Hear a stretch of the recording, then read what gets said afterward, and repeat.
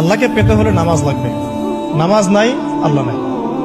ওয়াস্তাঈনু বিস-সাবরি ওয়াস-সালাহ, তোমরা সবর এবং সালাতের মধ্য দিয়ে আল্লাহর সাহায্য প্রার্থনা করো। আমরা এই জন্য নামাজে বলি ইয়াকা না'বুদু ওয়া ইয়াকা নাস্তাঈন, আমরা শুধু আপনারই ইবাদত করি এবং আপনার কাছেই সাহায্য প্রার্থনা করি। আল্লাহকে পেতে হলে নামাজের কোনো বিকল্প নাই।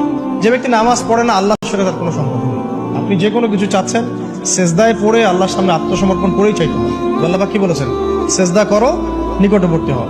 তো ব্যাখ্যা অনেক করা যায়, নামাজ না পড়লে কিন্তু মানুষ কুফরিতে লিপ্ত হয়।